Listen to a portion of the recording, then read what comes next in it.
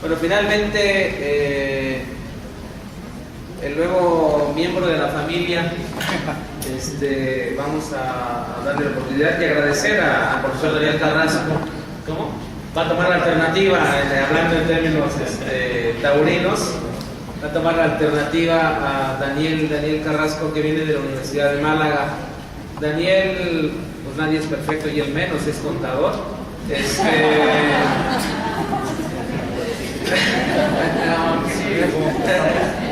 Y él, aparte de ser profesor de la Universidad de Málaga, es presidente del Instituto Internacional de Costos. De hecho, viene por las dos partes, viene con una presentación en términos del Instituto Internacional de Costos que está, digámoslo de esta manera, promoviendo, y por otro lado viene en términos de profesor en la Universidad de Málaga. Yo es lo que puedo decir en términos de su introducción, para hacerlo esto breve. Daniel, pues gracias por estar aquí y adelante. Ya buenas tardes, ¿no? La introducción. Bueno, como me enseñó mi madre, la educación en España, fundamentalmente la de juventud, es materna, y lo primero, aunque tenga poco tiempo, es agradecer a la Universidad Autónoma Metropolitana, por supuesto a Pedro Solís y por supuesto a Salvador Porras, el coordinador del evento, que yo pueda estar hoy aquí. La verdad es que me he sentido de la familia, incluso antes de venir a México. Incluso es la segunda vez que vengo, pero la Ciudad de México es la primera. Pero si me sentía casi de familia antes de venir, cuando he llegado realmente ya me siento integrado en la familia. Y ha sido un verdadero placer el estar aquí con vosotros y por supuesto en este marco. La realidad es que cuando yo hable algo en mi poco tiempo que tengo, en el tiempo que tengo, parece como si se hubieran preparado las ponencias de una manera, digamos, planificada, para que de alguna forma fuéramos pasando por una, digamos, un hilo conductor de mediciones y de cuantificaciones y formas de medir, y realmente ha sido verdadera casualidad. Esto, bueno, pues así ocurre. Yo también me dedico a medir.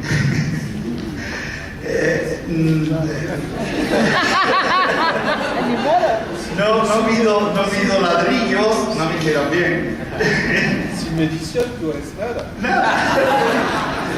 Pero bueno, pero también no solamente una medición típica de contador, también he hecho, teniendo esa experiencia, esa necesidad de conocimiento, de conocimiento de las necesidades de los usuarios a los que le iba, digamos, a diseñar un modelo de cálculo de coste.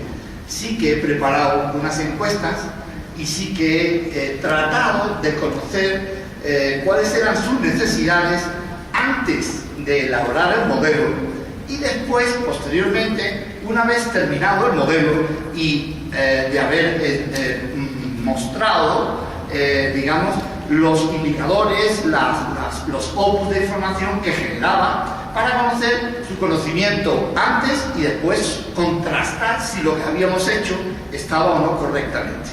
Por tanto, yo no les voy a contar lo que yo tenía previsto, porque si no estaríamos aquí algo más tiempo de lo que, digamos, es razonable. Pero sí le voy a contar mi experiencia en la investigación que estamos realizando, que empezamos en el 2005 y que, bueno, pues todavía nos quedan unos cuantos años de experiencia. La experiencia es sobre el diseño y aplicación y elaboración de software, etcétera, de un modelo de cálculo de costes en servicios universitarios. Esa es la experiencia. En universidades, no, servicio universitario o universidades. y voy a relatarles un poco cómo surge, qué marco tenemos. Obviamente, como decía Alan, hay que tener en cuenta el contexto. Y yo, teniendo en cuenta el contexto donde me encuentro, creo que es más lógico hacer un desarrollo como el que pretendo hacer, que no como el que tenía inicialmente previsto hacer. La estructura de la ponencia era que antecedentes de este trabajo, de estas investigaciones había, qué experiencias de implantación de modelos de cálculo de coste había en universidades.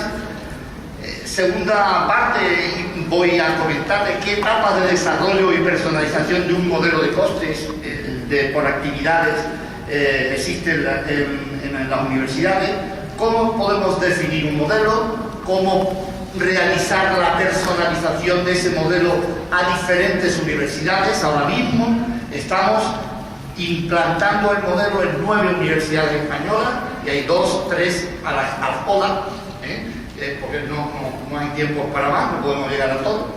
Y las dificultades o la experiencia de la carga de datos inicial y la automatización del proceso de cálculo. Y por último, la formación que deben tener mínima los gestores y qué instrumento. Hay un instrumento que es el Máster Internacional de Gestión Universitaria, que es un máster online que puede ser interesante para aquellos que puedan tener idea de profundizar en este tipo de investigación.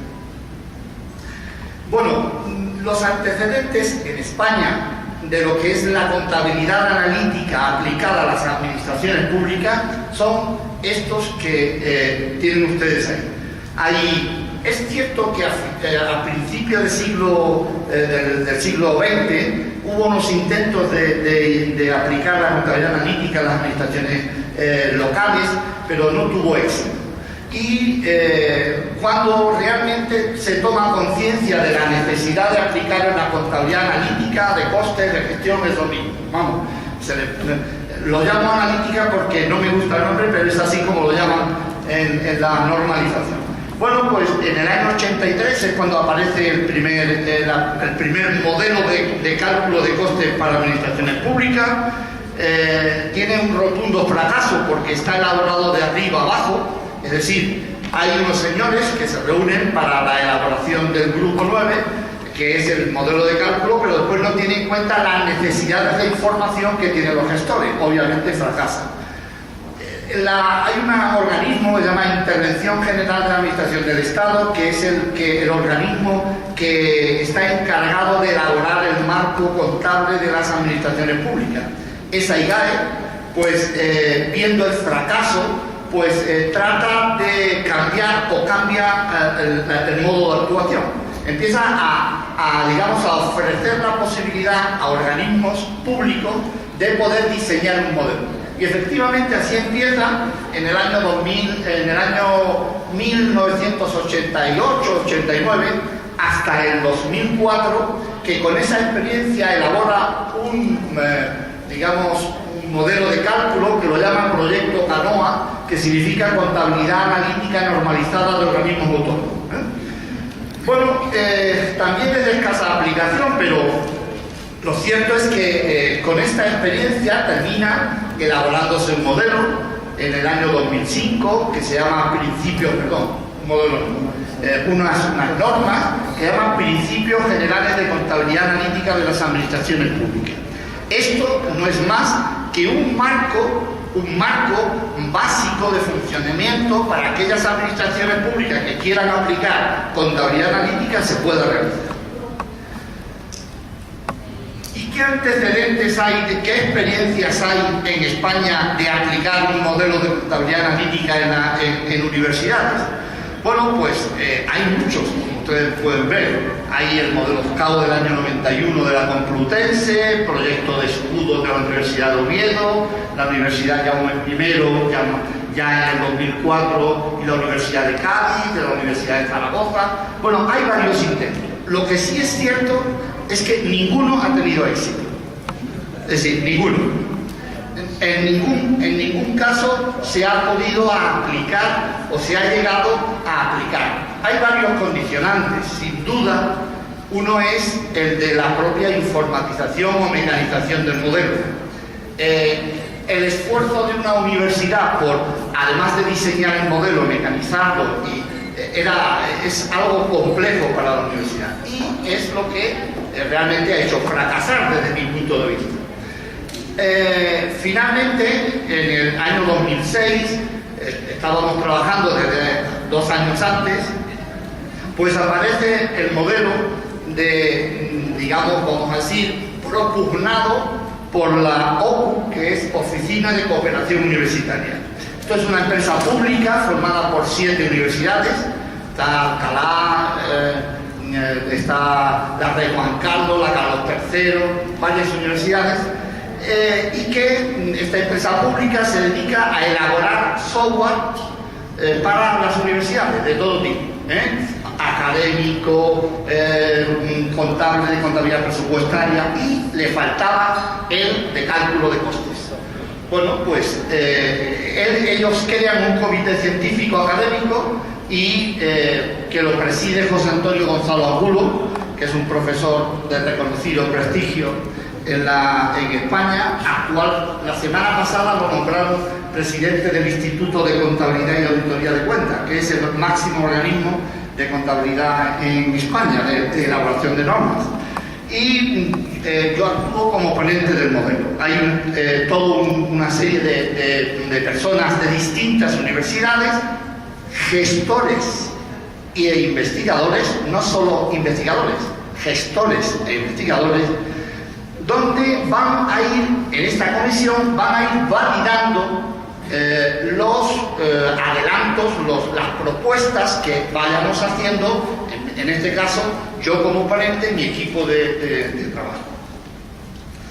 Bueno, y vamos a pasar muy rápidamente a cuáles son las etapas que voy a poner el reloj aquí para ir viendo, porque si no, no te preocupes, ya se acabó el tiempo.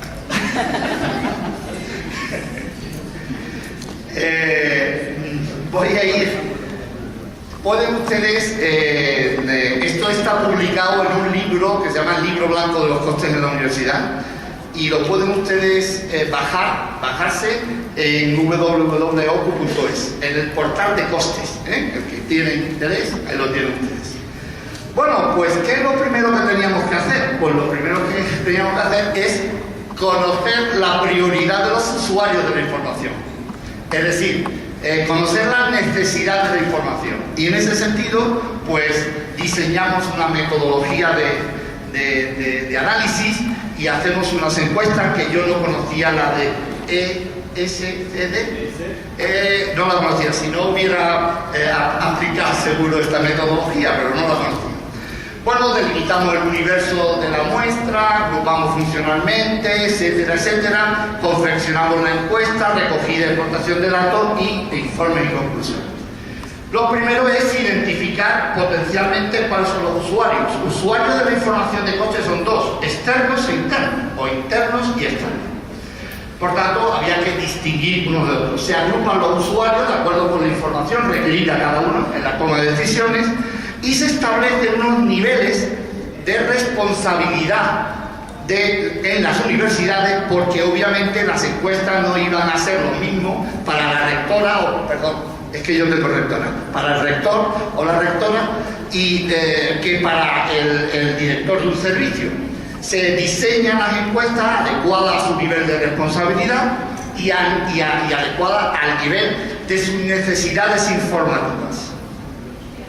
Y de esta manera, pues, diseñamos la encuesta con este contenido esencial: valoración de la utilidad aportada por la implantación de un nuevo modelo de costes, información actualmente recibida y grado de utilidad, qué información económica tiene, información de qué considera útil recibir y la importancia, valoración de la utilidad de los indicadores por área, valoración de la utilidad de la elaboración de un cuadro de mando, sugerencias para mejorar los sistemas de información, en definitiva, lo que creíamos nosotros que era importante para los usuarios de la información. Nosotros, es verdad que teníamos intención de que todavía la muestra fuera más amplia, pero digamos, llegamos a tener, hacemos una selección y hay 15 universidades. 15 universidades, enviamos 213, recibimos 110, una respuesta de un 52%, que bueno, no es para tirar cohetes, pero tampoco está la respuesta. Por supuesto, hay 13 rectores, 24 personas de gerencia, vicerrectores, y el porcentaje de participación en ella son estas que tenemos ahí. Quería, antes de continuar, decirles que la entrevista a los rectores era personal. El resto, a los rectores y a los gerentes eran personales. Yo no me encargué de hacer la entrevista a todos los rectores, había una persona encargada que hacer la entrevista a cada uno de los rectores. Yo me encargué, lógicamente, de mi universidad, de la Universidad de Málaga. Bueno, y después el resto fueron, cuestionarios que tenían que responder, y creo que, pues sacamos unas conclusiones de bastante interés para hacer el diseño del modelo, que tuviera contento a los que iban a utilizar la información que generara ese modelo. En la concepción y el diseño del modelo, como soy contador, ¿qué culpa tengo? Voy a tardar muy poquito porque creo que aquí hay, no demasiados contadores. Entonces no voy a entrar en el detalle del cálculo del modelo. Sí decirles que obviamente hemos tenido en cuenta, como no podía ser de otra manera, que cualquier sistema de información tiene que tener presente tanto las variables internas como las variables externas al modelo. Y por tanto, así lo hemos tenido en cuenta, como ahora lo veremos, y que hay un flujo de información entre las distintas contabilidades que es imprescindible tener en cuenta para la formulación del modelo. Dicho esto, habría que preguntarse, ¿y cuáles son las variables externas? Pues obviamente las que no puede uno modificar o puede uno adaptar a sus necesidades. ¿Cuáles son? Pues por ejemplo, la ley orgánica de universidades, la ley 14/07 de universidades, me la da el gobierno, el Estado español, y por tanto ahí no puede influir la universidad, como tampoco puede influir las leyes autonómicas. Y qué duda cabe que la estructura de organización de las universidades tan dependiente tanto de la ley orgánica de las universidades como de las autonómicas. Obviamente también están las variables internas, como son el estatuto de la universidad, donde realmente se desciende al detalle de la organización, estructura organizativa fundamental para la elaboración, el diseño del modelo de cálculo, y los reglamentos de los estatutos, que es donde ya se desarrolla a nivel más detallado.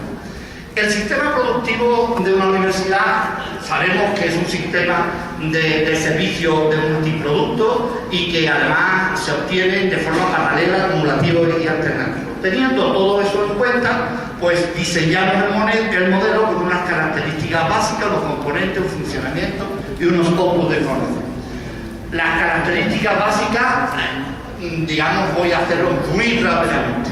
Hay un modelo de relaciones que relaciona las distintas contabilidades. La contabilidad de costes o de costos tiene que obtener información tanto de la contabilidad financiera como de la contabilidad presupuestaria. El modelo de asignación que se elige es un modelo de asignación que se llama a enfoque a costes completos, porque dado que no hay inventarización de materiales, se puede incorporar la totalidad. Los elementos de cálculo del modelo, pues miren ustedes, son los elementos de costes, que son el coste de los factores. Introducimos dos instrumentos de captación, como son los centros y las actividades, y finalmente, como no, el objeto principal, que es el coste de los servicios, los portadores de costes. Por tanto, es el coste de los inputs, centros y actividades, y el coste de los outputs. Bueno, ahora habría que ir viendo cada uno, el análisis de cada uno de estos componentes. elementos de costes, elementos de ingresos, centros y actividades y servicios. Simplemente voy a decir, importante que cuando hablamos de elementos de coste, la información no solo la recogemos de la contabilidad presupuestaria, sino que es la liquidación, perdón, un paréntesis. En las administraciones españolas, yo aquí seguro que es igual, hay un presupuesto, una contabilidad presupuestaria y una contabilidad patrimonial. Y por tanto, la información que recoge los elementos de coste es tanto de la contabilidad patrimonial como de la contabilidad presupuestaria. Y además, unas propias de la propia contabilidad analítica, como son amortizaciones, asentismo, etc.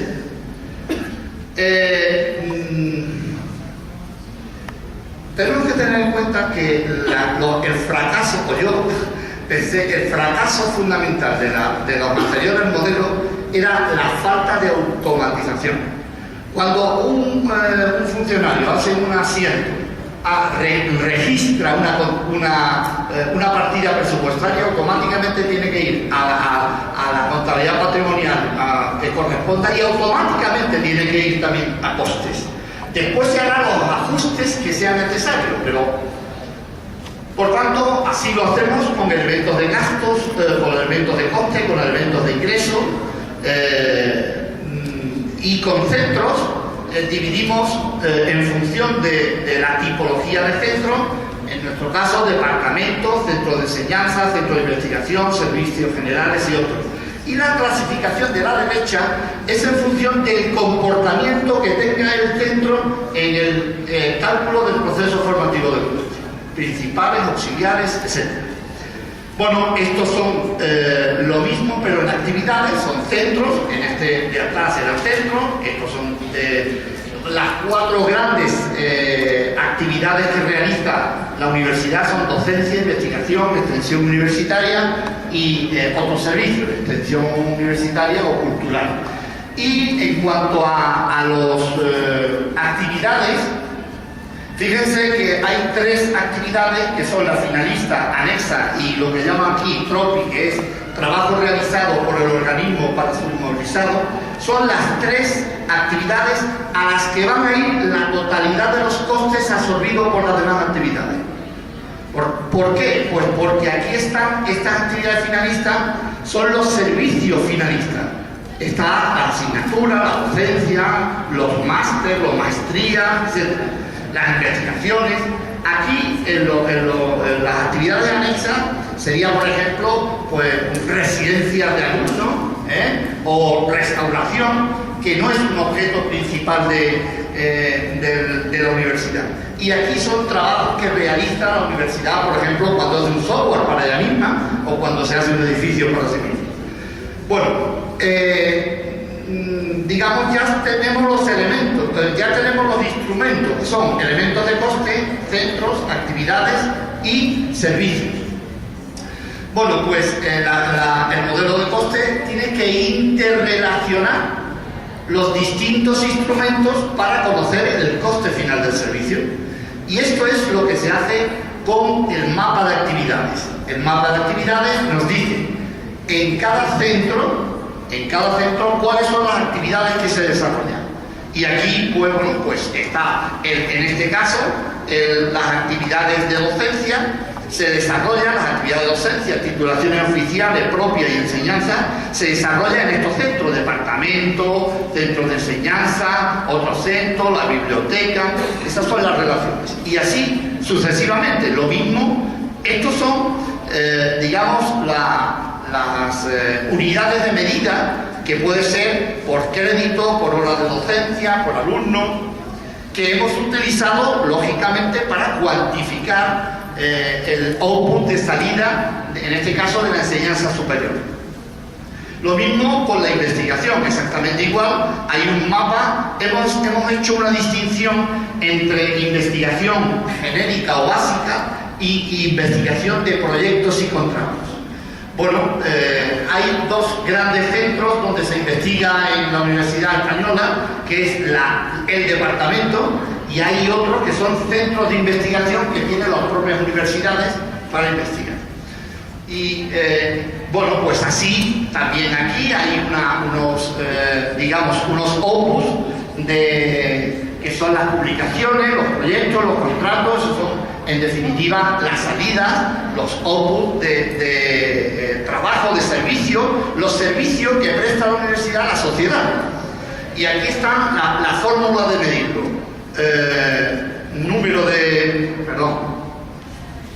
Horas de desarrollo, número de publicaciones, número de investigadores, etc.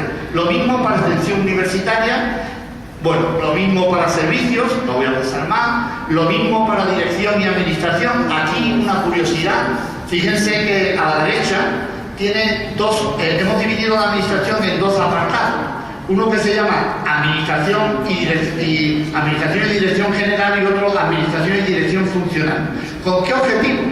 Con el objetivo de que todos los costes que pueden imputarse a unos servicios o a unos centros porque ellos lo hayan provocado tendrán que ir a esos centros o a esas actividades.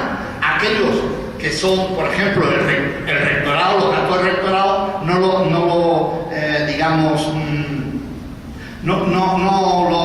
los origina la titulación tal o la titulación cual, sino en general, lógicamente, tendrán que ser tratados de otra manera. El marco de funcionamiento es donde se establecen cuantitativamente las relaciones de los mapas de procesos que hemos hecho con anterioridad y se establecen los criterios de distribución de los elementos de coste a los centros, de los centros a las actividades y de las actividades a los servicios, que es el proceso de formación del coste de los portadores. Esto es quizás esto es lo de esta parte de la macro. Un elemento de coste, normalmente, digamos, en la literatura general, lo que hace el centro es distribuir unos costes indirectos. Nosotros hemos pensado que el centro debería de acumular, de agregar la totalidad de los costes para tener el conocimiento del coste total del centro. Por tanto, el centro en nuestro modelo cumple dos funciones. Una función que es acumuladora y otra función que es colectora. Acumuladora es cuando el coste va directamente a la actividad, pero lo mantenemos en el centro solo a nivel de agregado. Y la función colectora porque sirve para mejorar la forma de distribución del coste a las actividades. Como verán, en el output hay dos salidas, unos usuarios externos y otros usuarios internos. A los usuarios externos son los alumnos o las empresas u otras instituciones. Pero sin embargo hay determinadas actividades que son consumidas por los propios centros de la universidad o por las propias actividades. Por ejemplo, la actividad de la gestión de la biblioteca o la actividad, por ejemplo, que se realiza en los centros de informática. Son consumidas por los propios centros de la universidad, por las propias actividades. Y, lógicamente, cuando son consumidas por usuarios internos, pues debe de incorporarse a los centros o a las actividades. Bueno, estos son, la manera de poder distribuir los costes desde un departamento pues a las actividades que se realizan en el departamento. Distintas alternativas, formas para poderlo distribuir. Lo mismo de la enseñanza, lo mismo de los centros finalistas, lo mismo de otras enseñanzas, lo mismo en extensión universitaria. Y en cuanto al vicerrectorado, esto es lo que yo decía de la dirección y administración funcional. Fíjense que si yo voy a distribuir el coste absorbido por el vicerrectorado de ordenación académica y profesorado, ¿dónde lo debo incorporar? Pues a docencia. A investigación no lo debo decir porque es de ordenación académica y profesorado. Sin embargo, si es el de estudiante, pues lo debo incorporar. Si es el de investigación, pues el de investigación lo debo incorporar a investigación con el criterio que corresponda. Bueno, pues finalmente, una vez que yo he repartido todas las actividades auxiliares del centro de informática, de apoyo a la investigación, tengo que repartir los otros servicios de apoyo, como es la dirección y administración general y la dirección y administración funcional. Bueno, pues también tendré que repartirla. Y esto, no os asusten, no voy a entrar en ello, es solo y exclusivamente, digamos, el esquema de relaciones que se da entre los distintos centros y actividades. ¿De acuerdo? ¿Para llegar a qué? Pues para llegar a conocer el cálculo del coste de un centro, de una actividad de forma escalonada, para que cada uno asuma la responsabilidad que le corresponde. Por ejemplo, de una actividad tendré unos costes primarios que serán los que han sido originados o han venido directamente del elemento de coste. Habrá unos costes secundarios que proceden de otros centros de coste, como pueden ser auxiliares, de informática, de apoyo, etc. Y eso me da lo que se llama el coste operativo. Además, hay que añadirle el coste, por ejemplo, en enseñanza del Vicerrectorado de Ordenación Académica. Pues ese sería el coste funcional. Y eso me da el coste funcional. Si le añadimos los costes de dirección, administración general y organización, me da el coste total del servicio que... Esto no es a nivel de universidad. Esto es a nivel de cada uno de los servicios de la universidad. Es decir, conocer escalonadamente cada uno de ellos. Podemos llegar a obtener, lógicamente, margen y resultados de todos los servicios, de todas las actividades. Podemos tener, voy añadiéndole al primer margen el coste siguiente, pero no me voy a entretener, y esto quizás sea más... se ve como el coste de una titulación, de una enseñanza reglada, con los ingresos correspondientes, para saber cuál es el margen de cada titulación, de cada asignatura, de cada... Lo mismo con investigación, lo mismo con los centros. Por ejemplo, un departamento tendrá sus ingresos, que serán la matrícula de los ingresos de las matrículas de los alumnos que estén en ese centro. Digo, en ese departamento. Obviamente sirve para una división, sirve para... Y aquí me voy a parar un segundo. Vamos a ver.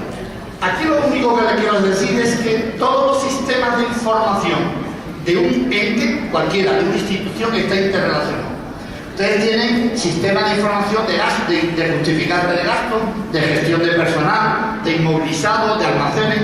Bueno, pues tanto la contabilidad financiera, la analítica como la presupuestaria recibe información de cada uno de estos subsistemas y a su vez da información a estos subsistemas.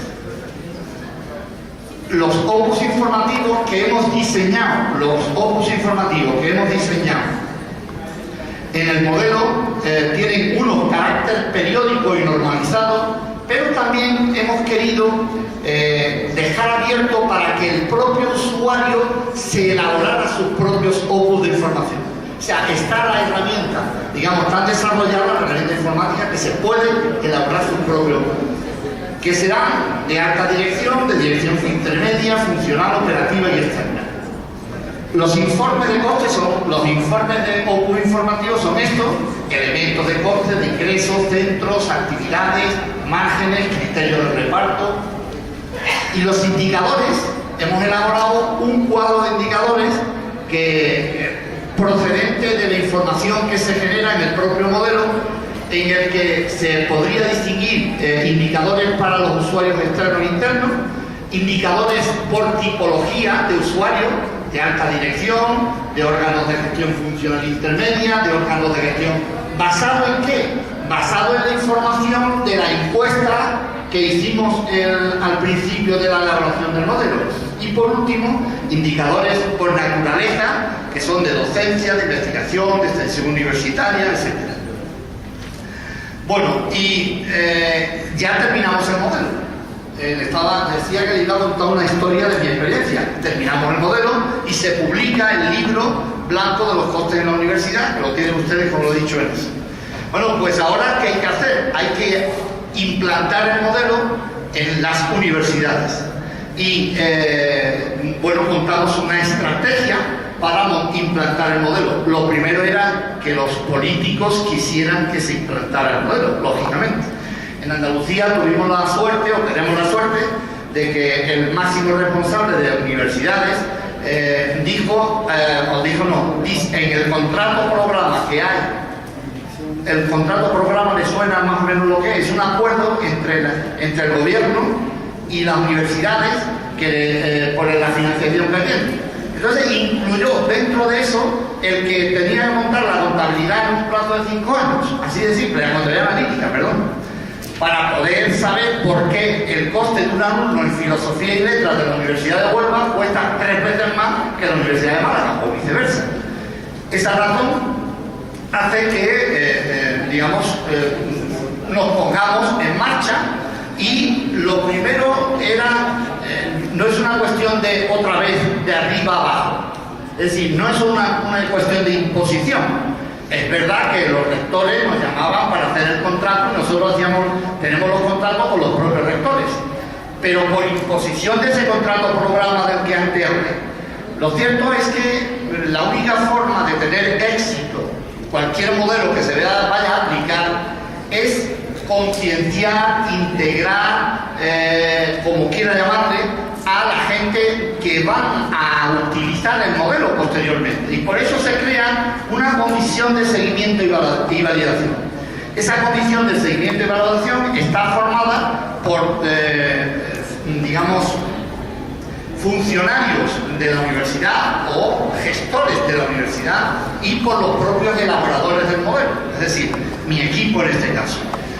Bueno, y tiene una serie de competencias. Las competencias son esencialmente, primero, elaborar el trabajo, hay que contar con la información que tiene que proporcionar la universidad, estudiar y validar las propuestas, examinar y validar los opus de información, validar el informe, planificar y controlar la carga de datos y contrastar y validar los informes provisionales. ¿Eso qué es? Eso lo hacen los usuarios mismos, los mismos de los que le hicimos la encuesta al principio para definir el modelo y validar la puesta en funcionamiento. Bueno, esto, es simplemente adaptar esa idea general que yo decía de variables externas e internas, adaptarla a una universidad concreta, a la universidad que le corresponda. Esta es la estructura organizativa de una universidad X y tendrás un modelo de interrelación y tendremos en cada una de ellas que hacer lo que hay aquí, un catálogo de elementos de coste con la información de su presupuesto, ya no el presupuesto general, sino el de esa universidad concreta, y su cuenta de gasto, y hacemos el catálogo. A continuación, lo mismo con la clasificación orgánica. Cada universidad tiene su estructura orgánica y adaptamos el modelo general al modelo particular.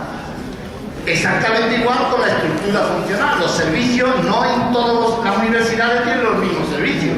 Hay servicios distintos, teniendo en cuenta que nosotros estamos haciendo universidades como, por ejemplo, la UNED, que no tiene alumnos presenciales, y hay otras que sí que tienen alumnos presenciales. Las interrelaciones. Bueno, y aquí está el contenido de la encuesta a los mismos, o esencialmente a los mismos, que le hicimos la encuesta para la elaboración del modelo. Y aquí lo que se hace es contrastar si lo que hemos hecho está bien hecho o no está. Validación y valoración de los opus de información obtenidos, validación y valoración de la utilidad de los indicadores, qué eliminaría de la información que nosotros ofrecemos, qué añadiría de la información, qué sugerencias podría tener. Y ahora ya, por último, viene la puesta en marcha del modelo. La puesta en marcha del modelo es que hay que cargar los datos. Nosotros vamos a cargar los datos del 2009, es decir, estamos trabajando con la información del 2009 para todo, elementos de coste, etcétera, etcétera. Y cargaremos los datos del 2009 a principios del 2010, y para el 2010 lo que tenemos que hacer es introducir las variaciones que se han producido respecto al 2009. Que es esto, el año 2010, altas y bajas de los catálogos objetos de costes y el registro ya automático de la... Y lo que falta, que lo voy a dejar aquí, es la formación. La formación, hay un máster ahora mismo organizado que puede servir para facilitar a los gestores el entendimiento de la puesta en funcionamiento del modelo. Nada más, muchas gracias.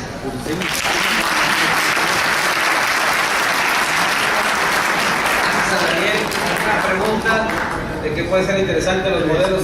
¡Wow! Dije una, no muchas. ¿Alguna pregunta, modelos interesantes que plantea por aquí Miguel?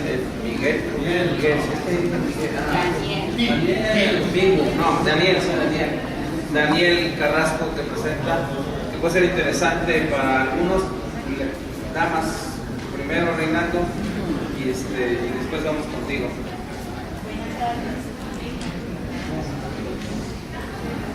Bueno, tengo que decir antes de que obviamente yo he tenido más facilidad que mis antecesores, sobre todo con el idioma. Por eso he podido hablar un poquito más rápido. Buenas tardes, Marta Rivas de la Universidad Veracruzana. Entiendo que la implementación de esto es muy complicado, muy complejo, y qué bueno enterarnos por ello. Más bien mi participación en esta es hacer algunas preguntas, porque tengo la inquietud de ver que, por ejemplo, qué principios contables se aplican, se tienen unos principios específicos para las universidades. Mi otra inquietud es si este sistema o este modelo es aplicable tanto a empresas públicas y privadas, porque por ejemplo en México la universidad pública tiene otras finalidades y no ha habido mucho interés en conocer los costos, incluso los criterios contables son diferentes a una universidad privada en que le interesa básicamente determinar el costo de sus servicios para fijar un costo de un ingreso. Y lo otro es si con este estudio, con esta aplicación del modelo, influye para la asignación presupuestal. Aquí en México, en las universidades públicas, tienen un subsidio federal y estatal en nuestro caso. Entonces, no sé si la implementación de este modelo sea un factor que influya para la asignación de recursos. Sí, lo primero es que efectivamente me decía si se puede aplicar a otros entes. Bueno, digamos que nosotros nos hemos basado en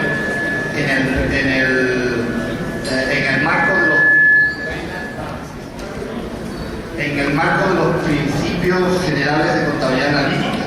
Es ese marco, que es genérico para todas las administraciones públicas españolas, dado que ya existe un marco, no tenía sentido que nosotros nos inventáramos un marco diferente.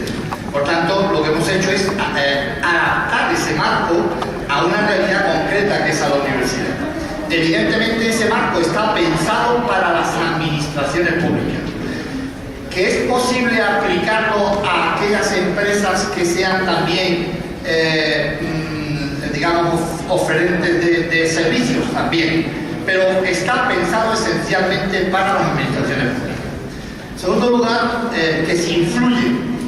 Lo que no necesariamente el coste sirve para, digamos, sugerir los precios.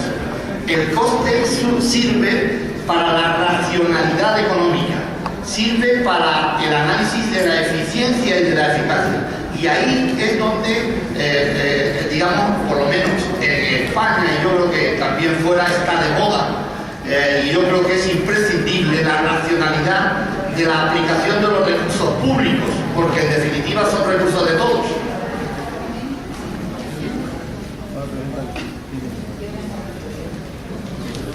¿Por qué libro blanco? Si se quedaron en un libro blanco. Pues ya eso me lo han dicho más de una vez. Está de moda en los distintos sitios, los distintos países. En España hay el libro blanco de la contabilidad y tal, el libro blanco de tal, el libro blanco de los estudios, no sé cuánto, y nosotros no íbamos a hacer menos. El libro blanco también. No hemos sido originales en eso, podemos llamarlo el libro azul, el libro rojo. Eso es un libro de base, es un libro básico para implementar, pero no tiene ningún otro significado.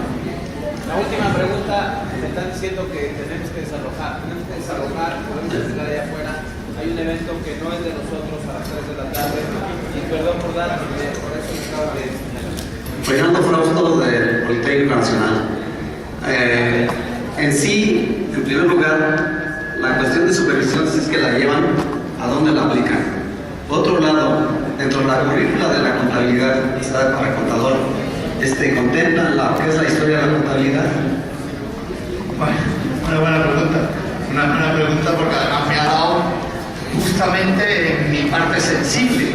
Porque yo, aunque no me dedico, no me dedico a la historia de la contabilidad porque, bueno, por circunstancias, porque probablemente en la ciudad donde mi universidad no hay mucho material para la historia, pero sí que me gusta y de hecho tengo algunas publicaciones en historia, pero lo cierto es que en el nuevo plan de estudio no hay espacio para la historia de la contabilidad. Y por tanto lo que vamos a hacer es, vamos a publicar un pequeño libro de historia de la contabilidad donde los alumnos van a poder ver, los que tengan el gusto de hacerlo, de poder estudiar. Una cosa, un tema final, no tenía aquí mi dirección de correo electrónico, que si alguien tiene interés en alguna de estas cuestiones para participar en alguna cuestión es D de Daniel, C de Carrasco, D de Díaz, F de Ferreira, @ UMA de Universidad de Málaga, .es.